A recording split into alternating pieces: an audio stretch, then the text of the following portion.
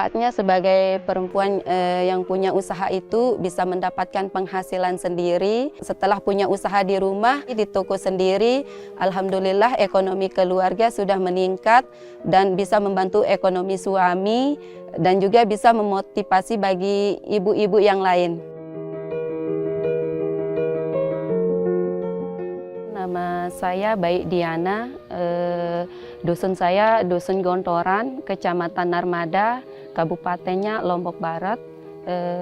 Profesi saya sekarang sebagai pedagang warung atau kios. Saya dan suami jadi petani di hutan selama 12 tahun. Kami tidak bisa mendapatkan uang setiap hari dari hasil hutan. Pisang atau apa segala macam itu tidak bisa berbuah setiap hari atau tua setiap hari buahnya. Sehabis kita pulang bertani, saya dan suami saya itu biasa pergi mencari kayu bakar. Saya sama suami mencari kayu bakar itu buat kita jual, buat kebutuhan sehari-hari. Tapi hasil penjualannya itu hanya cukup untuk buat makan.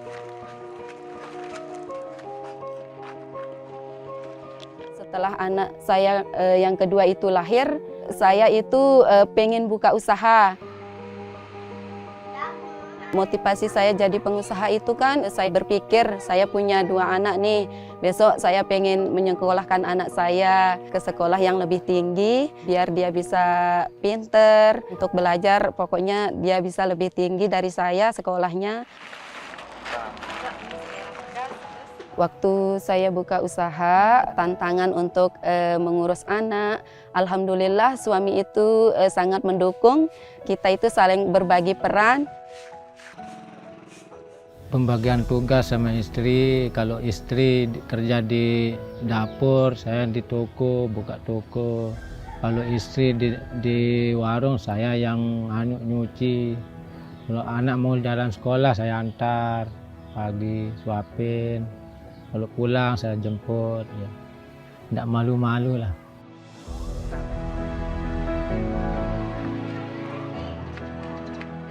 Sebelumnya saya tidak memiliki ilmu tentang usaha atau wirausaha, tetapi saya sering mengikuti pelatihan-pelatihan di desa. Jadinya sekarang saya sudah memiliki motivasi untuk melakukan usaha.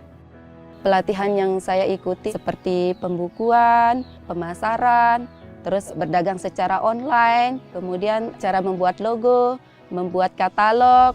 Tapi yang paling saya sukai itu cara berdagang secara online.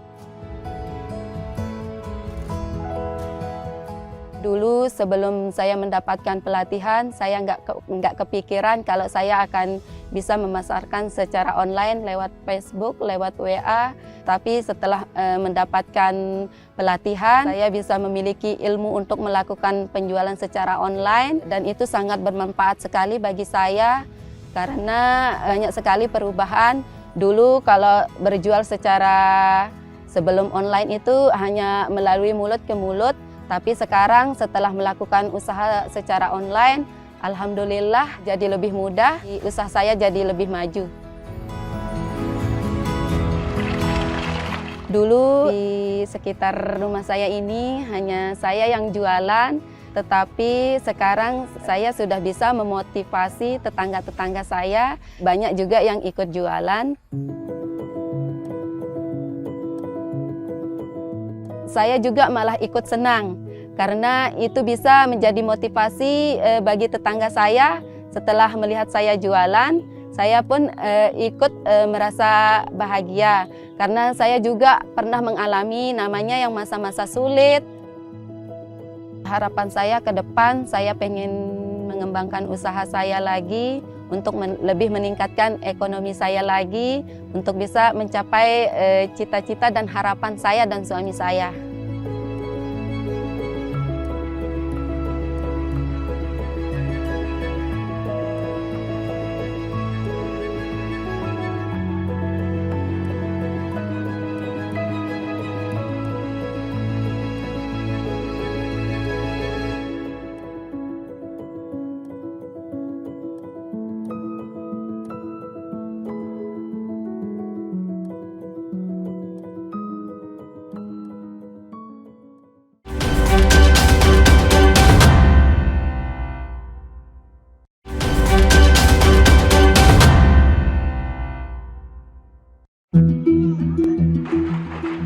yang saya dapatkan dari pelatihan-pelatihan yang saya ikuti. Yang pertama itu bisa mengubah hidup saya, termasuk pola cara saya melihat dunia.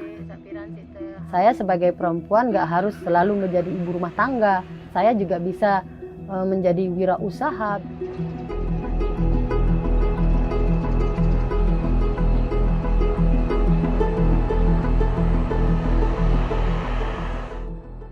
Nama saya Ratnawati, umur 23 tahun. Saya dari Dusun Gontoran, Desa Sesawot, Kecamatan Narmada. Profesi saya saat ini adalah sebagai ibu rumah tangga dan juga sebagai wirausaha.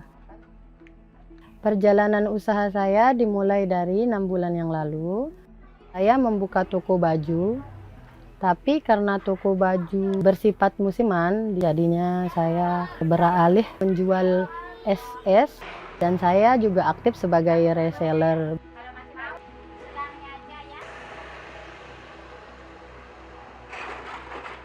Dulu saya nggak percaya diri buat membuka warung, walaupun tempat sudah ada.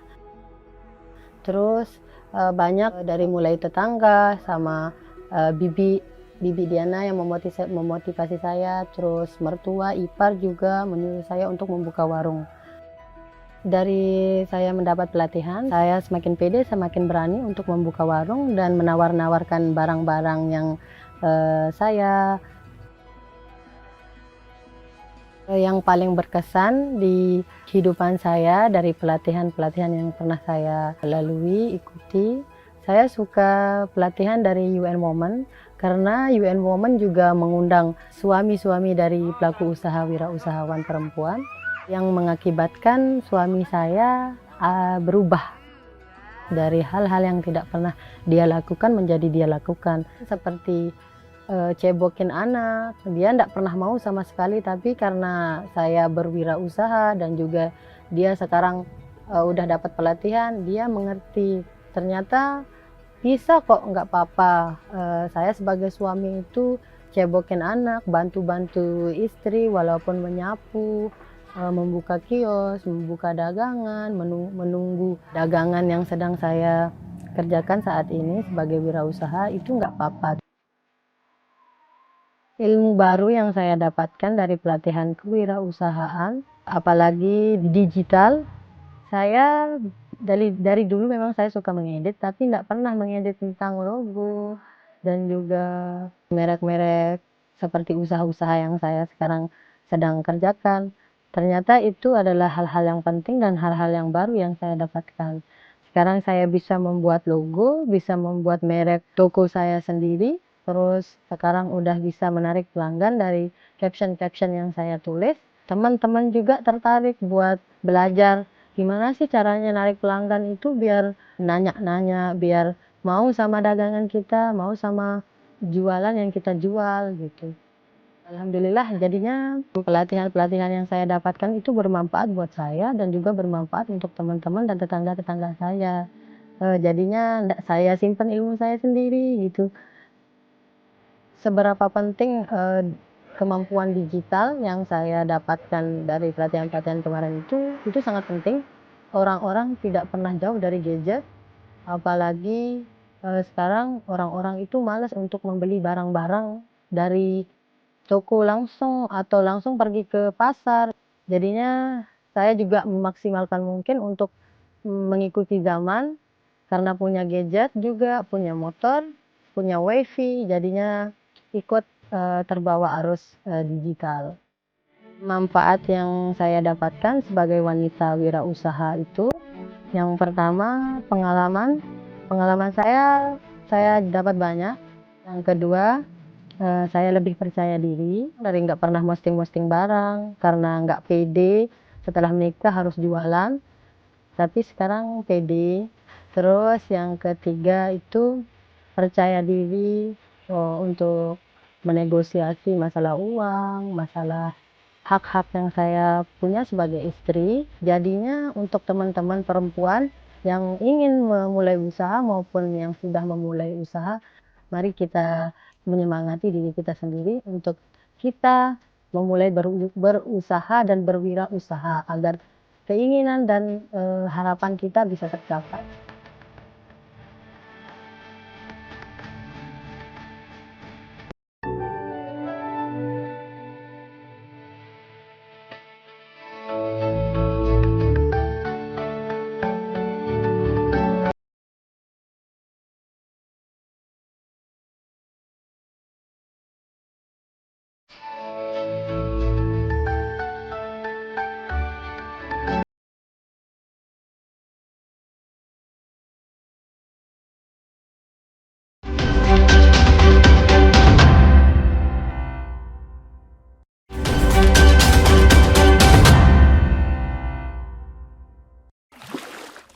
Saya berpikir dari kecil, kenapa itu mamaku selalu pergi-pergi.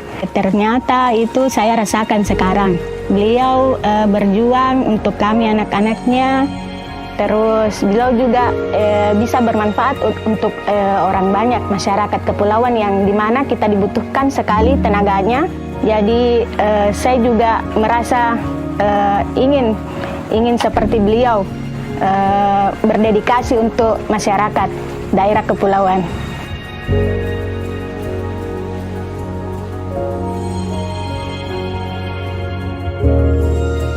Di pulau itu kan rentan sekali sama-sama sebenarnya di darat sama daerah kepulauan, rentan sekali sama penyakit.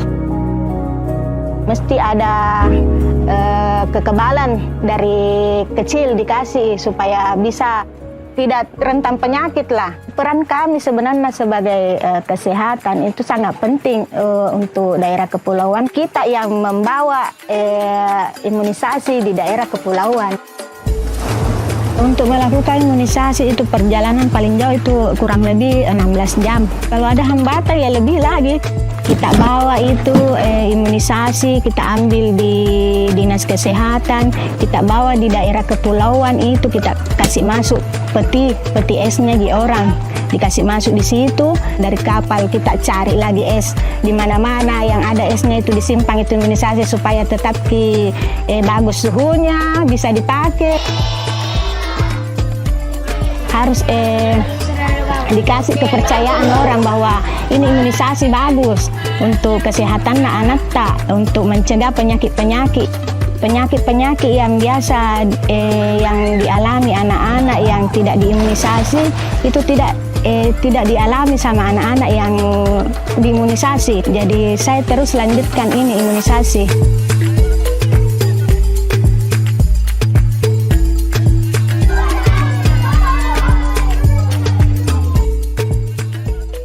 Semoga apa yang kami lakukan sekarang ke depannya bisa dipetik hasilnya.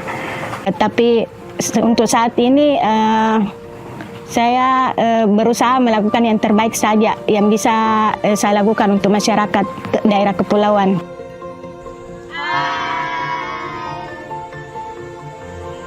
Saya juga berpikir kalau apa yang saya lakukan sekarang semoga untuk anak-anakku nanti saya juga bisa memberikan warisan bahwa jadilah manfaat untuk banyak orang seperti yang dilakukan oleh ibu saya. Saya bisa ada sekarang karena beliau. Kalau besar kamu kok jadi seperti ibu, sembuhkan orang.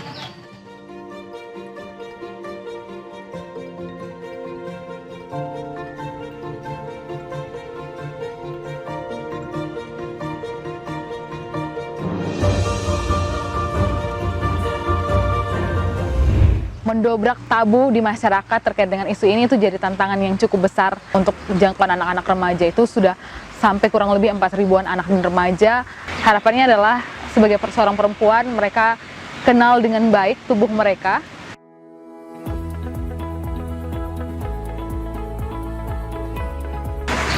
Jadi awal mula Tenggara itu ada sebenarnya muncul dari keresahan aku dan teman-teman. Jadi kita itu mulai dari nongkrong bareng, terus ngobrol soal pengalaman pertama saat mengalami menstruasi dan mimpi basah. Dan kebetulan beberapa teman-teman itu adalah penyintas kekerasan seksual. Jadi kita ngobrol terkait dengan kira-kira ada tidak sih komunitas remaja yang bisa memfasilitasi teman-teman nih buat ngobrol lebih dalam soal itu, terus ada pendampingan terkait dengan kasus-kasus yang mereka alami, atau juga akses informasi yang menurut mereka itu baik dan benar juga akurat. Akhirnya muncul Tenggara ini. Mendobrak tabu di masyarakat terkait dengan isu ini itu jadi tantangan yang cukup besar. Jadi cara teman-teman Tenggara mendobrak tabu itu dengan masuk lewat gatekeepernya. Jadi misalkan di sini orang-orang itu kan sangat dekat dengan tokoh agama, tokoh adat. Jadi kami masuknya lewat situ. Jadi kami masuk dengan orang-orang penting yang punya posisi kuat di masyarakat, yang dekat dengan masyarakat. Langkah strategis yang dibuat oleh gereja dalam dokumen haluan kebijakan pelayanan gereja setiap 4 tahun itu kami menetapkan kesehatan reproduksi menjadi bagian dari kegiatan rutin yang harus dikerjakan sebagai upaya untuk menekan masalah-masalah sosial ini, tapi juga sebagai langkah preventif terhadap sejumlah jemaat untuk paham benar tentang kesehatan reproduksi. Kami bersyukur sekali karena dengan Tenggara kami sudah berjalan bersama-sama kurang lebih 5 tahun sejak 2019 dan hasil edukasi kami berbuah baik.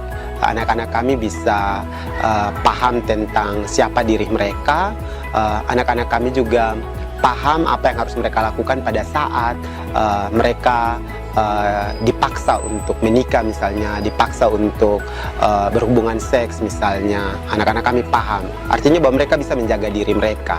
Manfaat yang saya rasakan ketika mengikuti kegiatan ini, saya merasa senang karena dulu ini saya tidak bisa menjaga diri saya.